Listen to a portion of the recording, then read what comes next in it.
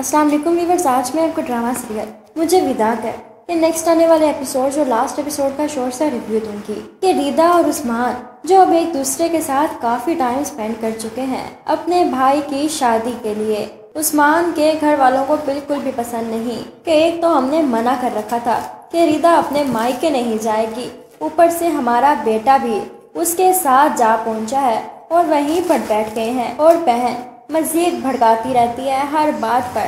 ये सारी बातें और भड़काती हैं उसके माँ बाप को। अब जब उस्मान और रिदा घर वापस आते हैं तो घर वाले मुंह बनाकर बैठे हैं, वो लोग बिल्कुल भी बात नहीं करते।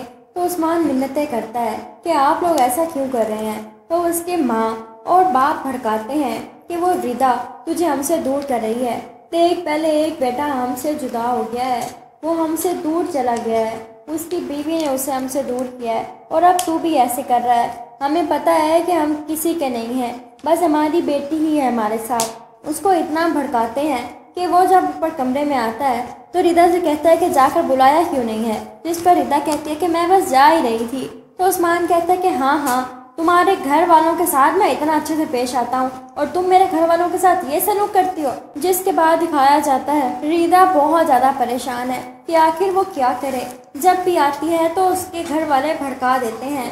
उधर से सफ़ीर जो के दिन रात यही दुआएं कर रहा है कि काश रिदा उसकी हो जाए। अब सादिया जो कि बेहद खुश है अपनी ज़िंदगी का नया आगाज़ करके, दोनों एक साथ बहुत मुतमईन है और रिदा के भाई को तो उसकी मोहब्बत मिली है जिस तरह सफ़ीर मोहब्बत करता है रिदा से। इधर से अब बहुत जल्द सारी हकीकत सामने आ जाएगी उस्मान की बहन और माँ एक दूसरे से बात कर रहे होते हैं और उनका बाप कहता है कि देखो जैसे उस बड़ी वाली को घर से निकाला है ना, इस रिदा को तो यहाँ से निकालने की करो, लेकिन उस्मान नहीं जाना चाहिए। अब हमारा उस्मान के अलावा और करेगा कौन, वैसे भी अभी तो उसकी जॉब भी नहीं है। और बड़ी वाली बहू की बहुत बदतरीफियाँ करते हैं और फिर हंसते हैं कि किस तरह सीढ़ियों से गिरी पड़ी थी, शुक्र है हमने नहीं उठाया, वरना एक बच्चा और ले आती इस दुनिया में, एक बच्ची तो संभलती नहीं है उससे।